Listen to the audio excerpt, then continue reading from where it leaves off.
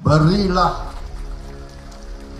kepercayaan kepada Prabowo Subianto yang sudah dirintis oleh Pak Joko Widodo. Kita teruskan, kita tingkatkan, kita bangun Indonesia. Skakmat, Jumawa bisa lanjutkan langkah Jokowi. Omongan Prabowo langsung kena ulti. Coba Anda sita aset cendana dan tagih utang keluarga Soeharto. Berani nggak tuh? Modiar. Ditulis oleh tim redaksi jurnal, dikutip dari berbagai sumber. Masalahnya, ini Prabowo ini sosok yang penuh utang sejarah.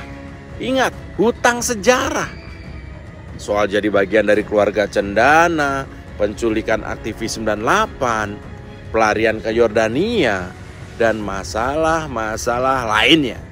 Halo, kembali berjumpa dengan suara Fani Bakri di channel Jurnal 45.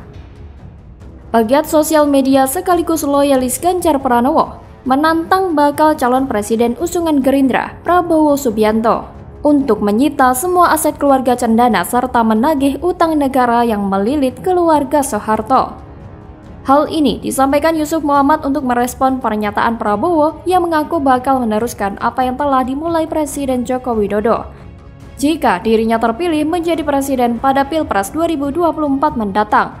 Ketua Umum Partai Gerindra Prabowo Subianto berjanji bakal meneruskan apa yang sudah dirintis oleh Presiden Joko Widodo apabila mendapat kepercayaan rakyat Indonesia untuk memimpin.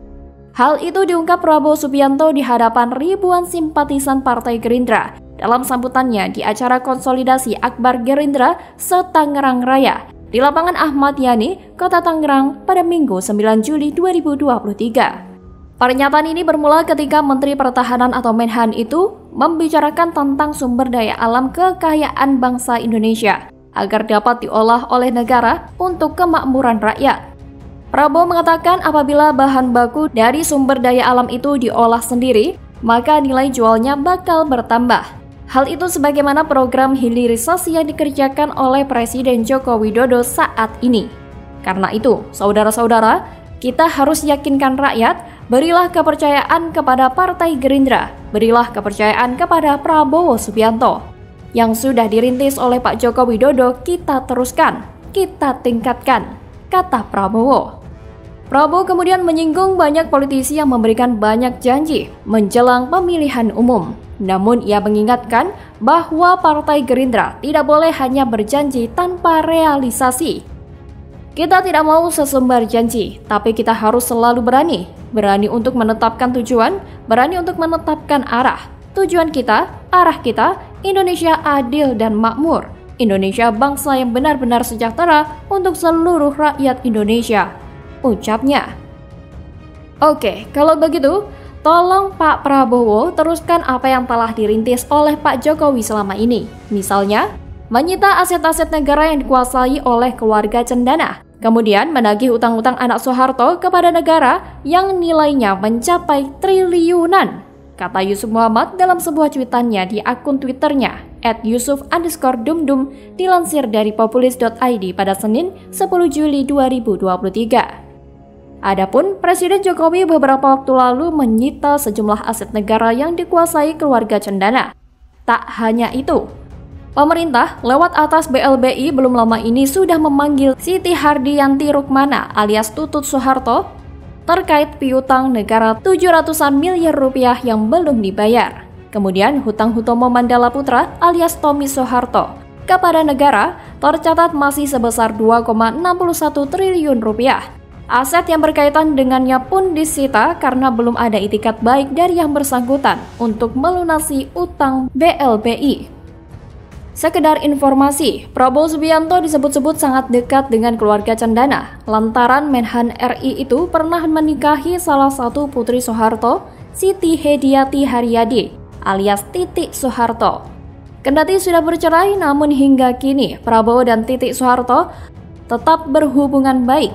Bahkan pada Pilpres 2019 silam, Titik Soeharto dan keluarganya mati-matian mendukung Prabowo hingga rela turun ke jalan dan melakukan aksi demonstrasi saat protes hasil pemilu di depan Bawaslu yang berujung pada kerusuhan besar itu. Kita tahu pada pemerintahan Jokowi ini anak-anak Soeharto dibuat meradang karena utang-utang mereka kepada negara ditagih. Meskipun sampai hari ini mereka juga masih melawan. Kondisi ini memperkecil kemungkinan keluarga Cendana mendukung Ganjar Pranowo yang dianggap sebagai orangnya PDI Perjuangan.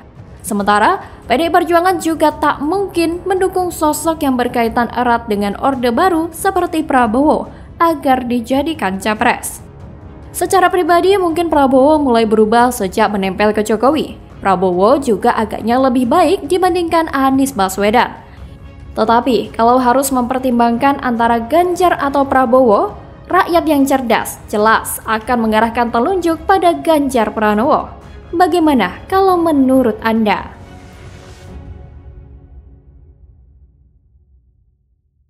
Tapi kalau sekarang gitu ya, setelah Anies lengser, setelah Anies gak jadi gubernur DKI Jakarta lagi, jadi sekarang ini bebannya menjadi milik pemerintah PSSI dan Pemprov DKI Jakarta yang baru gitu. Bangunan JIS konsepnya oleh Buro Hapol yang punya reputasi bikin misalnya Spurs, Emirates Arsenal, Stadion Olimpiadenya London 2012, lalu sedang bangun Stadion Everton baru, ini kan jadi kontradiktif gitu loh.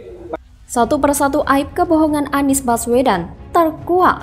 Demi pencitraan, Anies ngaku JIS didesain Buro Hapol, dimentahkan langsung. Ternyata cuma ngobrol lewat WA, parah. Ditulis oleh tim redaksi jurnal dikutip dari berbagai sumber. Ya, memang sudah standar FIFA konsultan ini gitu ya. Tapi hari ini kita bisa lihat setelah ribut-ribut soal JIS, gak sesuai dengan standar FIFA dan mau direnovasi oleh pemerintah, Buro Hapol menghapus stadion JIS dari portofolionya. Halo, kembali berjumpa dengan suara Fani Bakri di channel Jurnal 45. Satu persatu kebohongan ex-gubernur DKI Jakarta mulai terungkap setelah Buro Hapol, konsultan ternama asal Inggris, memberikan pengakuan bahwa mereka tidak pernah mendesain JIS. Jakarta International Stadium atau JIS yang dibangun dengan konsep kejar tayang buat kepentingan sang gubernur ambisius Anies Baswedan tampaknya semakin bermasalah setelah kini muncul klarifikasi dari Buro Hapol. Perusahaan jasa desain, rekayasa, dan konsultasi asal Inggris itu, seperti dilansir dari laman kompas.com, belum lama ini menyatakan bahwa sejumlah aspek pembangunan Jakarta International Stadium atau JIS tidak sesuai panduan. Dalam keterangan resmi tersebut, juga diketahui bahwa Buro Hapol mengaku tidak diminta untuk mendesain stadion JIS sehingga tidak pernah pula merancangnya. Politisi PDI Perjuangan Ruhut Sitompul menyindir keras bakal calon presiden usungan Koalisi Perubahan Anies Baswedan setelah Buro Hapol membantah klaim yang menyebut bahwa mereka adalah pihak yang mendesain JIS. Sehingga stadion kebanggaan Anies Baswedan itu pantas disandingkan dengan karya-karya mereka yang sudah banyak menggarap stadion di Eropa. Menurut Ruhut Sitompul, klaim Anies Baswedan yang kemudian dibantah mentah-mentah Buro Hapol hanya bikin malu saja. Seharusnya, kata dia, Anies Baswedan sejak awal mengakui bahwa stadion yang berlokasi di Tanjung Priok, Jakarta itu memang tidak keren dan tidak bagus. Ruhut mengatakan, pencatutan nama Buro Hapol oleh Anies Baswedan yang bersangkutan adalah seorang yang tak tahu malu. Terpisah, pegiat media sosial John Sitorus juga melontarkan sindiran yang tak kalah pedas. Dia mengatakan satu persatu kebohongan ex-gubernur DKI Jakarta itu mulai terungkap setelah Buro Hapol memberi klarifikasi bahwa mereka tidak pernah mendesain JIS. Dulu, kata John Sitorus, Anies Baswedan selalu pamer sana-sini dan mengaku JIS adalah stadion berkelas internasional. Sebab stadion yang berlokasi di Tanjung Priok, Jakarta itu didesain langsung Buro Hapol yang sudah berpengalaman menggarap berbagai stadion sepak bola di Eropa. Namun, nyatanya, lanjut John, klaim Anies Baswedan dibantah mentah-mentah oleh Buro Hapol. John Sitorus yang juga seorang loyalis Ganjar Pranowo itu menyatakan, jangan sampai Anies Baswedan hanya berkomunikasi dengan pihak Buro Hapol lewat aplikasi bertukar pesan WhatsApp atau sekedar berkonsultasi. Adapun dalam pembangunan JIS, Buro Hapol bekerja sama dengan Pemprov DKI Jakarta lewat Jakarta Konsultindo atau Jakon, di mana mereka diminta panduan desain serta memberikan jasa konsultasi mulai Desember 2018 hingga Maret 2019. Namun panduan yang mereka berikan tak semuanya dieksekusi dengan baik. Hasil tinjauan perusahaan mengidentifikasi beberapa aspek yang ternyata tidak sesuai dengan panduan konsep desain orisinil dari Bureau Happold. Temuan ini sudah disampaikan dalam surat terpisah.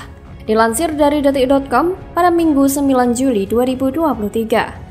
Klarifikasi Bureau Happold pun kabarnya sudah dimuat lagi di web resminya setelah kabarnya proyek JIS sempat hilang dari portofolio mereka.